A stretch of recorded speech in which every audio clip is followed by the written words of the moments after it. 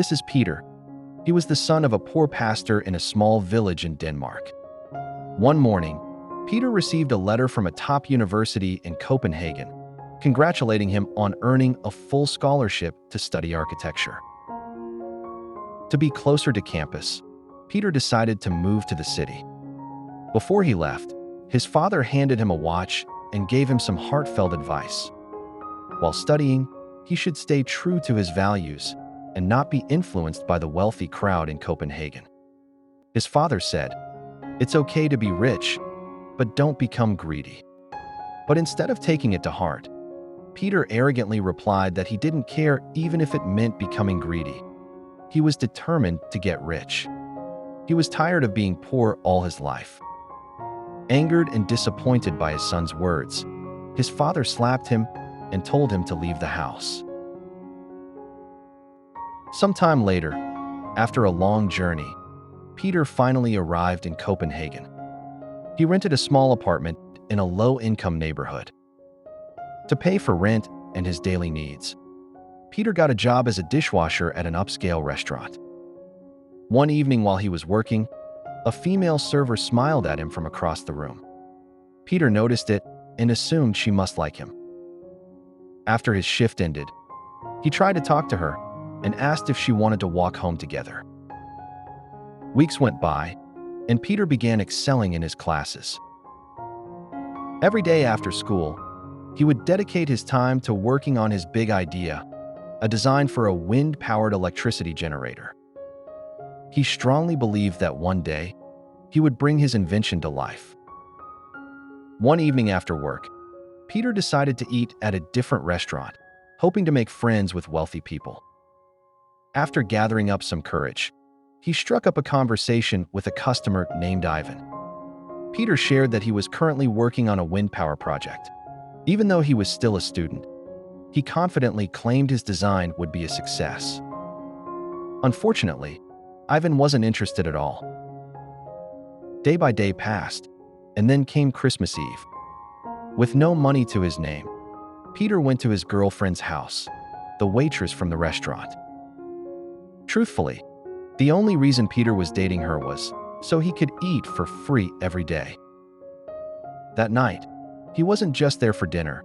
He also talked about his wind power project and the time he met Ivan. Peter asked to borrow some money so he could go back to the same restaurant, convinced that if he saw Ivan again, he could finally win him over as an investor. Blinded by love, the waitress believed in him and agreed to lend him the money. The next day, at the same restaurant, Peter actually ran into Ivan again. But this time, Ivan greeted him warmly. He explained that the last time they met, he wasn't sure if Peter was really a student, so he had taken some time to look into him first. After a long conversation, Ivan invited Peter to his home the next day. He said that if his father heard Peter's brilliant idea, he might also be interested in becoming an investor. Peter was thrilled. He never imagined that a poor pastor's son like him would ever be invited into a wealthy noble's home. After Ivan left, Peter, wanting to make a strong impression, decided to take a risk. He tricked a clothing store owner into giving him a fancy outfit for free. He pretended he had left his wallet at a nearby hotel and promised he'd return later to pay. Believing Peter was wealthy, the store owner let him take the clothes, unaware that Peter had no intention of coming back. The next day, Peter was warmly welcomed by Ivan's family. Ivan's uncle was so impressed, he jokingly called Peter the fortunate man because of his sharp mind despite coming from a poor background. During lunch, Peter once again explained his wind power project, this time in front of Ivan's father. Inspired by Peter's passion and vision, Ivan's father immediately agreed to invest. However, because the project was so ambitious, it first needed approval from the head of the Danish engineers community, a man named Professor Pfefferkin. Only after that could the Danish government authorize its construction. Following Ivan's father's advice, Peter visited Professor Pfefferkin the next day. After listening to Peter's explanation, the professor was amazed. He said he had never met a young person with such a groundbreaking idea for wind energy in his entire life. The professor then asked Peter to return the following week. He explained that before he could approve the project, he needed to present it to the other members of the engineering community. That afternoon, Peter told Ivan about his meeting with Professor Pfefferkin. To celebrate their progress, Ivan invited Peter to dine at a fancy restaurant. But to Peter's surprise, the fancy restaurant Ivan chose was the same one where Peter worked as a dishwasher. While they were there, they ran into Ivan's older sister, Nanny, who was having lunch with her fiancé. They all ended up chatting together for quite a while. During the conversation, Peter learned that Nanny was set to inherit most of the family's wealth in the future. Not long after, Peter's girlfriend, the waitress, came to their table to take their order. Afraid of being embarrassed for dating a waitress, Peter quickly went to the kitchen and asked her to break up. Hearing that, her heart shattered. She was so hurt, she couldn't even find the words to respond. 1 week later, Peter returned to meet with Professor Pfefferkin. But unlike their last meeting, this time the professor rejected Peter's design. He said Peter was still too young and inexperienced to be behind such a major project, especially since he hadn't even graduated yet. The professor added that he could help Peter make the project a reality, but only if his own name was listed as the inventor. Peter was shocked and deeply disappointed. He couldn't believe a respected professor would try to steal credit for his idea. Before leaving, Peter angrily lashed out, cursing the professor in frustration. That afternoon, Peter told Ivan everything that had happened. As a good friend, Ivan tried to calm him down. He said maybe Professor Pfefferkin didn't take Peter seriously because he lacked real-world experience. Ivan then suggested that Peter go work with his uncle, an engineer in Austria, to gain the kind of experience that could earn him more respect in the future. Someday, Ivan believed, even Professor Pfefferkin would have no choice but to acknowledge Peter's talent. Hearing that, Peter agreed. Day by day, Peter began spending more time at Ivan's house, not to talk about his project, but to get closer to Nanny. Deep down, Peter had a plan. He wanted to make Nanny fall in love with him and leave her fiancé. He figured that even if his job opportunity in Austria didn't work out, marrying Nanny would still secure his future. After days of charming her, Peter's plans started to work. Nanny seemed to be falling for him. One afternoon, Ivan's family invited Peter to join them on a horse-drawn carriage ride. While they were on the road, Peter suddenly claimed that, according to research, humans could actually run faster than horses. To prove his theory, he jumped out of the carriage and sprinted toward the villa as fast as he could. Everyone was impressed, except Nanny. She knew Peter wasn't trying to prove a theory. He was just trying to impress her. When they arrived at the villa, Nanny didn't say a word. She quietly walked inside. Seeing an opportunity, Peter quickly followed her and confessed his feelings. Hearing his words, Nanny couldn't hold back her emotions anymore. With tears in her eyes, she admitted that she loved Peter too. A few months later, Peter was now working in Austria with Ivan's uncle. Nearly every day, he received love letters from Nanny. Ever since that day at the villa, Nanny had broken off her engagement and chosen to be with Peter. But because Peter had never truly loved her in the first place, he never responded to any of her letters. A month later, Peter returned to Copenhagen and got engaged to Nanny. At the engagement party, Nanny's father told him that several of his business partners were interested in hearing about Peter's wind power project. If they liked it, they'd be willing to invest as well. Peter was thrilled. He felt that his dream of becoming rich was finally within reach. Later that day, when he got back to his apartment, the landlord handed him a letter from his mother. In the letter, she wrote that she was now living nearby. Surprised, Peter rushed out to see her. When they met, his mother told him that Peter's father had passed away a few months earlier. She had been forced to move because their village home had been given to the new pastor. She then handed Peter the same watch his father once gave him. Just like his father, she warned Peter not to become a greedy man. From the way he looked and acted now, she could tell Peter had changed. He had become an ambitious man who was willing to do anything for success. Hearing that, Peter became irritated. He didn't like his mother interfering in his life. Without saying a word, he left behind the watch his father had once given him and walked away. The next morning at the office, Peter confidently presented his wind power project to Nanny's father's business partners. He didn't care about what his mother had said the day before. To him, the success of his project was all that mattered now. As Peter explained his vision, everyone in the room was amazed. They were willing to invest, but with one condition.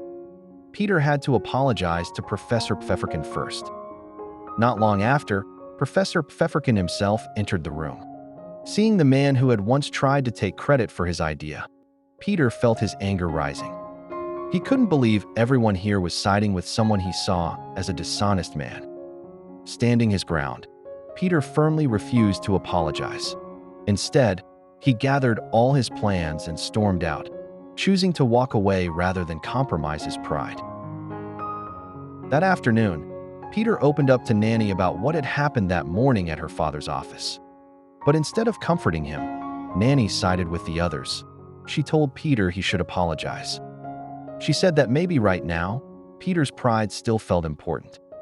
But this was the reality of the wealthy world. People with lower social status had to apologize to those above them, even when they weren't wrong. If Peter kept resisting, she warned, the upper class would only shut him out. A few days later, Peter went to visit his older brother, a pastor living on the outskirts of Copenhagen. His brother had sent a letter asking him to come. When Peter arrived, his brother gave him heartbreaking news. Their mother had passed away just the day before. He also handed Peter a letter and a small package from their mother. Peter was stunned. Even though he had acted like he didn't care about his family, deep down, he had always loved his parents. His brother then explained that their mother would be buried tomorrow in their old village. If Peter wasn't too busy, he hoped Peter would be the one to carry their mother's body to her final resting place. That night, alone in his room, Peter couldn't stop thinking about his brother's request. His heart was torn. Ever since moving to Copenhagen, he had moved forward without a second thought. But this time, everything felt different. His emotions were a mess. Peter reached for the letter from his mother and began to read. In it, she begged him to return to being the obedient, God-fearing son he once was. She warned him not to let temporary greed destroy his future. Reading those words, Peter was awakened. He realized that he had become a serpent and used others for his own benefit. After spending the entire night in reflection, Peter made a decision. The next day, he cleared his schedule and agreed to carry his mother's body to her final resting place. On the boat to the village, Peter opened the package his mother had left for him. Inside was the same watch his father had once given him, the symbol of the values he had long abandoned. The following morning, once they arrived in the village, the funeral took place and his mother was laid to rest. After the burial, Peter stopped by his childhood home and chatted with the new pastor who had taken his father's place. In the middle of their conversation, the pastor's daughter, Inger, stepped out with a tray of food. The moment Peter saw her, he was captivated by her beauty. He had planned to head back right after the visit, but instead, Peter asked if he could stay the night. That afternoon, Peter tried to get close to Inger, but Inger, knowing he was already engaged, gently turned him down. Instead of backing off, Peter found himself thinking about her even more that night. For the first time, things felt different. He had always pursued women to use them for his own benefit. But with Inger, there was no hidden agenda. His feelings were real. His love for her was sincere. The next day, back in Copenhagen, Peter went straight to Nanny. Without any small talk, he told her he wanted to end the engagement. Peter admitted that he had never truly loved her. Hearing those words shattered Nanny's heart.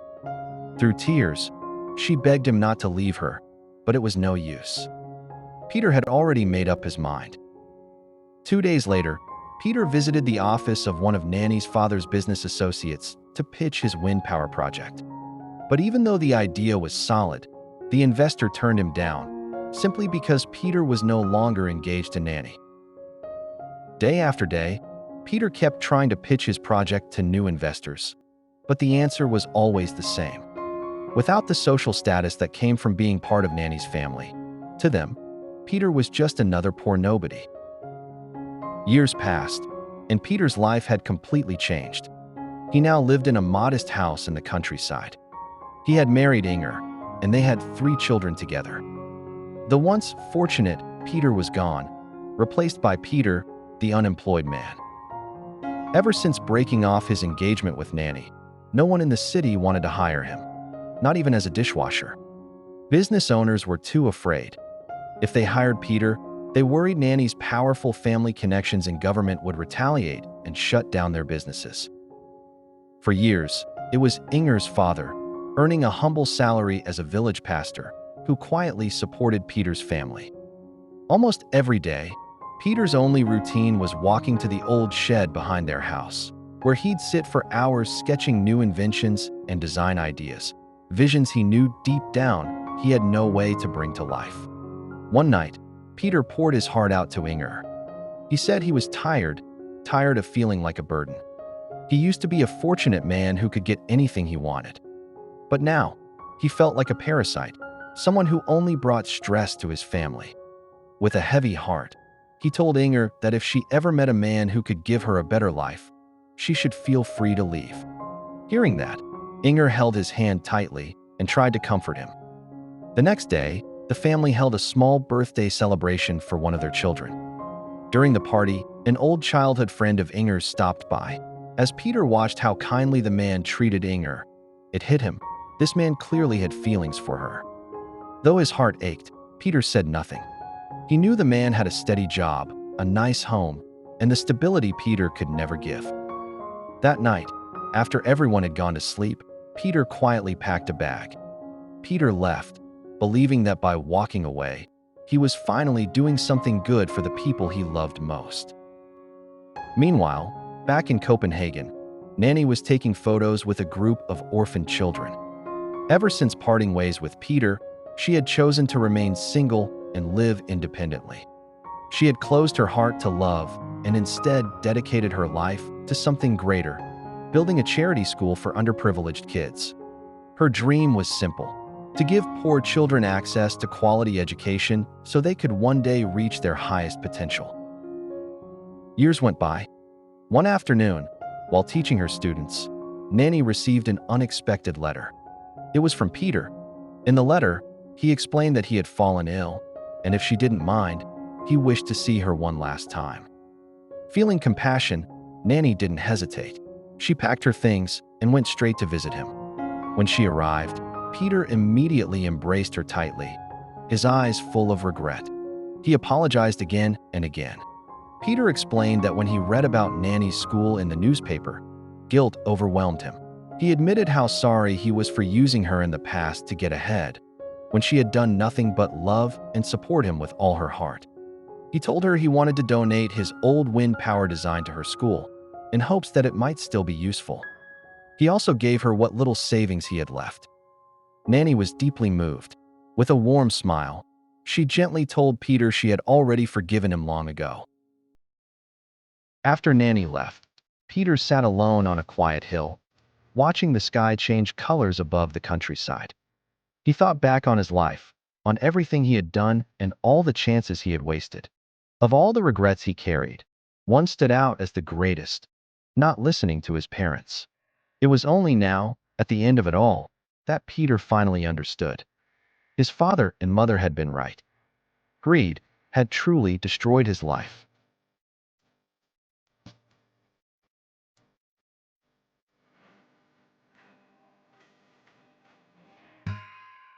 The best thing